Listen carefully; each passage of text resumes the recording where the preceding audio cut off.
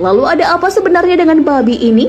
Padahal dia juga ciptaan Allah Subhanahu wa Ta'ala. Ada banyak larangan mengkonsumsi babi dalam Al-Quran. Salah satunya dalam sebuah surah. Sesungguhnya dia hanya mengharamkan atasmu bangkai, darah, daging babi, dan daging hewan yang disembelih dengan menyebut nama selain Allah. Tetapi barang siapa terpaksa memakannya, bukan karena menginginkannya dan tidak pula melampaui batas, maka tidak ada dosa baginya. Sungguh Allah Maha Pengampun, Maha Penyayang.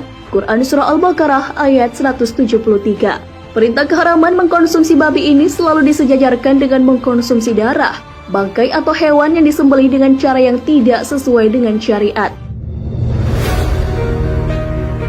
Kebanyakan musafir tidak menjelaskan alasan mengenai pengharaman babi. Tidak ada juga riwayat penjelasan dari Rasulullah maupun dari sahabat tentang keharaman mengkonsumsi babi.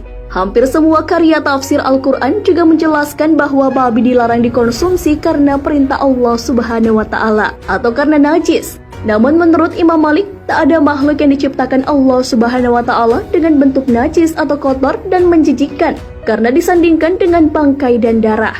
Dari sisi sains dan kesehatan, ada banyak alasan babi diharamkan untuk dikonsumsi.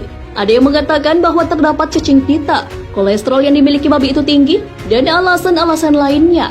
Penelitian tentang daging babi banyak dilakukan. Hasil penelitian yang dipublikasikan dalam British Journal of Cancer dari peneliti Swedia menyebutkan bahwa mengkonsumsi 14 ons daging babi olahan dapat menyebabkan peningkatan 19% risiko kanker pankreas. Tak hanya itu, peneliti dari National Cancer Institute, Dr. Richard Besser mengatakan bahwa jika mengkonsumsi daging babi setiap hari, risiko kanker pankreas akan naik menjadi 1,7%. Tak hanya Islam yang melarang mengkonsumsi babi bagi umatnya, Yahudi pun dengan tegas melarang. Larangan itu tertulis dalam Alkitab Perjanjian Lama. Dan babi meskipun itu berkuku dan berkaki belah, dia adalah haram untukmu. Daging mereka janganlah kamu makan. Bangkai mereka janganlah kamu sentuh. Mereka haram bagimu. Sebuah laporan di Los Angeles Times menyatakan bahwa orang Cina tercatat sebagai pengkonsumsi babi terbesar di dunia. Mereka rata-rata mengkonsumsi 50 kg babi per tahun. Angka itu menunjukkan 2 kali lipat tingkat konsumsinya daripada orang Amerika. Cina juga adalah produsen babi terbesar di dunia dengan 460 juta ekor babi atau setengah dari total konsumsi babi global.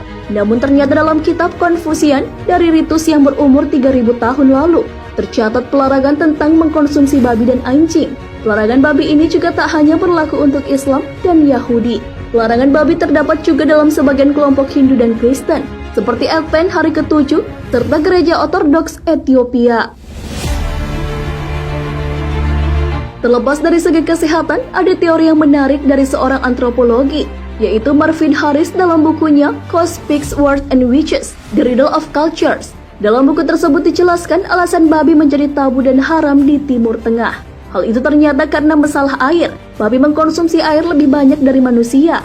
Di padang pasir yang sumber airnya hanya mengandalkan oasis di sumur, babi akan minum banyak air sehingga akan mengontaminasi stok air di oasis. Hidup di daerah kering dan padang pasir membuat memelihara babi menjadi susah. Makanya kambing atau domba lebih dianjurkan dipelihara karena tidak membutuhkan banyak air. Lalu bagaimana dengan memakan babi secara tidak sengaja? Segala kesalahan yang dilakukan karena tidak tahu atau tidak disengaja tidak dikenakan dosa. Kecuali sesuatu yang merugikan orang lain, harus ada hal yang ditempuh untuk ganti rugi. Dalam Al-Quran terdapat sepenggal doa untuk orang-orang yang lupa dan tidak sengaja. Ya Tuhan kami, janganlah Engkau hukum kami jika kami lupa atau kami tidak sengaja. Quran Surah Al-Baqarah ayat 286. Bagaimana dengan menyentuh babi? Imam Syafi'i mengkiaskan babi dengan anjing. Jadi kalau memegangnya harus cuci tangan menggunakan tanah. Imam Malik berpendapat bahwa semua makhluk yang diciptakan Allah Subhanahu wa Ta'ala adalah suci. Kalau sudah jadi bangkai, barulah najis. Jika memegangnya harus cuci tangan. Namun walaupun diharamkan, tetapi ada yang bisa dipetik dari babi ini. Babi itu adalah pemalas, kotor dan rakus. Bahkan saking joroknya, sampai memakan kotorannya sendiri. Makanan yang dimakannya kadang dikencingi sebelum dimakan.